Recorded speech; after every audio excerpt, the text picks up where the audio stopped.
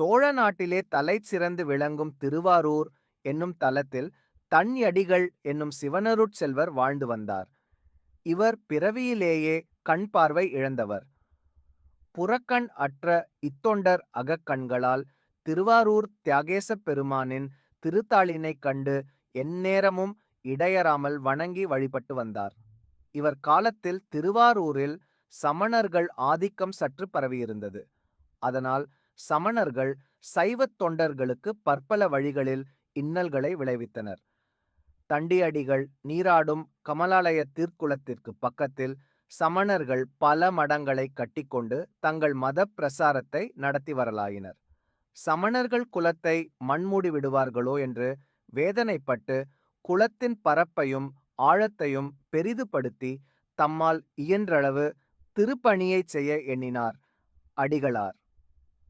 கண்ணற்ற அடிகளார் இறைவனின் அருளால் குளத்தின் நடுவிலும் குளத்தைச் சுற்றிலும் அடையாள முளைகள் நட்டுக்கயிறும் கட்டினார்.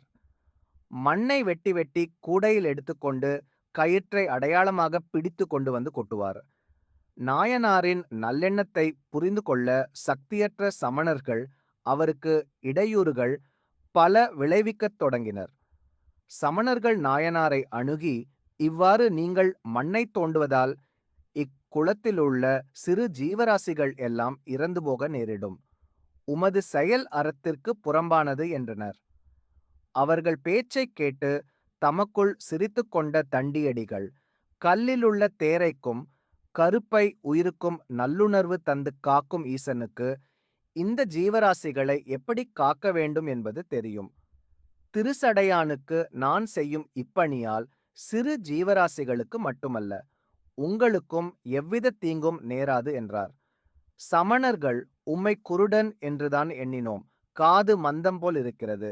இல்லாவிட்டால் நாங்கள் உயிர்கள் இறக்கும் என்று சொல்லி எடுத்து விளக்கும் உண்மையை புரிந்து கொள்ள முடியாமல் போகுமா என்ன என்று சொல்லி கேலியாகச் சிரித்தனர். திரிபுரத்தை எரித்த விரிசடை கடவுளின் திருவடியை போற்றி தினமும் நான் அகக்கண்களால் கண்டு களிக்கிறேன். அவனது திருநாமத்தை நாவால் சொல்கிறேன். ஆலயத்தில் ஒலிக்கின்ற வேத முழக்கத்தை காதால் கேட்கிறேன். ஒப்பில்லா அப்பனின் அருளையும் அன்பையும் ஐம்பொறிகளாலும் அனுபவித்து ஆனந்திக்கிறேன். நீங்கள்தான் கண்ணிருந்தும் குருடர்கள், காதிருந்தும் செவிடர்கள், நாவிருந்தும் ஊமைகள் என்றார் அடிகள். சமணர்கள் எள்ளி நகையாடினர். தண்டியடிகளுக்கு வெறுப்பும் கோபமும் ஏற்பட்டது. அவர் அவர்களைச் சோதிக்கும் பொருட்டு, அது போகட்டும், எனக்கொரு ஐயம். நான் எம்பெருமானுடைய திருவருளினால் கண் ஒளி பெற்று நீங்கள் அனைவரும் ஒளி இழந்தீர்களானால் என்ன செய்வீர்கள் என்று கேட்டார். அங்ஙனம், நீர் கண் பெற்று நாங்கள் கண்ணை இழக்க நேர்ந்தால் நாங்கள் இந்த ஊரிலேயே இருக்க மாட்டோம், ஊரை விட்டே ஓடிவிடுகிறோம் என்று ஆத்திரம் மேலிடக் கூறினர். சமணர்கள் சினம்பொங்க அவரது கரத்தில் இருந்த மண்வெட்டியையும் கூடையையும் முளைகளையும் பிடுங்கி எறிந்தனர். கயிற்றினை அறுத்து எறிந்தனர்.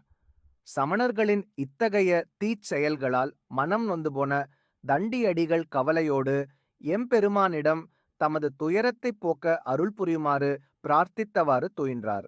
அன்றிரவு இறைவன் நாயனாரின் கனவிலே எழுந்தருளி, அன்பனே அஞ்சற்க, மனம் கலங்காதே, யாம் உம்மை காப்போம். உம்மை பழித்தது எம்மை பழித்தது போலவே எமக்கு நீவிர் செய்யும் திருத்தொண்டு இடையராது நடக்க உமது கண்களுக்கு ஒளி தந்து சமணர்களை ஒளி இழக்கச் செய்வோம் என்று திருவாய் மலர்ந்தார். இறைவன் அரசர் கனவிலும் காட்சி அளித்து, மன்னா, எமது திருத்தொண்டன் குலத்திலே திருப்பணி செய்கிறான். நீ அவனிடத்திலே சென்று அவனது கருத்தை நிறைவேற்றுவாயாக. அவனது நல்ல திருப்பணிக்கு சதா இடையூறுகளை செய்யும் சமணர்களை கண்டித்து என் அன்பனுக்கு நியாயம் வழங்குவாய் என்று பணித்தார். பொழுது புலர்ந்ததும் சோழவேந்தன் எம்பெருமானின் கட்டளையை நிறைவேற்ற புறப்பட்டான். மன்னன் திருக்குளம் வந்தான். தண்டியடிகள் தட்டு தடுமாறிக் கொண்டு திருக்குளத் திருப்பணி செய்வதைக் கண்டான். மன்னன் அடிகளாரை வணங்கினான். கனவில் செஞ்சடையான் மொழிந்ததை கூறினான்.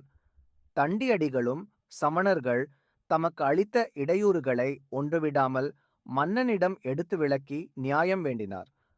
மன்னன் சமணர்களை அழைத்து வர கட்டளையிட்டான். சமணர்களும் வந்தனர். மன்னனிடம் சமணர்கள் தண்டியடிகளிடம் தாங்கள் சவால் விட்டு சினத்துடன் செப்பியதைப் பற்றி கூறினர். சண்டியடிகள் ஒளி பெற்றால் நாங்கள் ஊரை விட்டு ஓடுவது உறுதி என்று சமணர்கள் கூறியதைக் கேட்ட மன்னன் அடிகளாரையும் சமணர்களையும் தமது அமைச்சர்களையும் அவை ஆலோசகர்களையும் கலந்து ஒரு முடிவிற்கு வந்தான். மன்னன் தவநெறிமிக்க தண்டியடிகளை பார்த்து, அருந்தவத்தீர், நீர் எம்மிடம் மொழிந்தது போல் எம்பெருமான் திருவருளினால் கண் பார்வை பெற்று காட்டுவீராகுக என்று பயபக்தியுடன் கேட்டான். நாயனார் திருக்குளத்தில் இறங்கினார். மன்ற வீழ்ந்து கண்ணுதற் கடவுளை உள்ள கண்களால் கண்டு துதித்தார். ஐயனே, நான் தங்களுக்கு அடிமை என்பதை உலகறியச் செய்ய எனக்கு கண் ஒளி தந்து அருள் காட்டும் என்று பிரார்த்தித்தார்.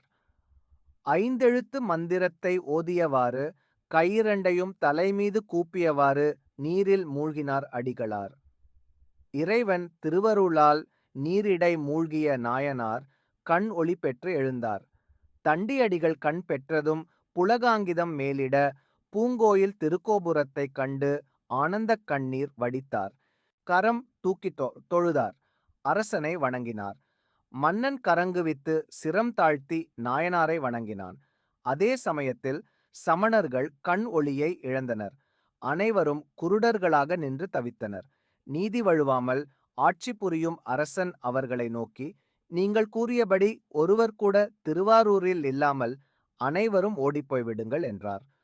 அமைச்சர்களிடம் சமணர்களை துரத்த ஏற்பாடு செய்யுங்கள் என்றும் கட்டளையிட்டார். தண்டியடிகள் குளத்தை பார்த்து மகிழ்ந்தவாறு பூங்கோயிலை அடைந்து எம்பெருமானை கண்குளிர மனம் குளிர கண்டு களித்து பேரின்ப கூத்தாடினார். தண்டியடிகள் தாம் செய்து கொண்டிருந்த திருப்பணியை தொடர்ந்து செய்யத் தொடங்கினார். அரசன் அவருக்கு வேண்டிய அத்தனை உதவிகளையும் செய்து கௌரவித்தான். அரணார் புரிந்த அருளில் தண்டியடிகள் தாம் எண்ணியபடியே திருக்குளத்தை மிக மிக பெரிதாக கட்டி முடித்தார். அடிகளாரின் அறப்பணியை அரசரும் மக்களும் கொண்டாடி பெருமிதம் பூண்டனர். நாயனார் நெடுநாள் பூவுலகில் பக்தியுடன் வாழ்ந்து நீடு புகழ் பெற்று திருசடையான் திருவடி நிழலை அடைந்து பேரின்ப நிலையை எய்தினார்.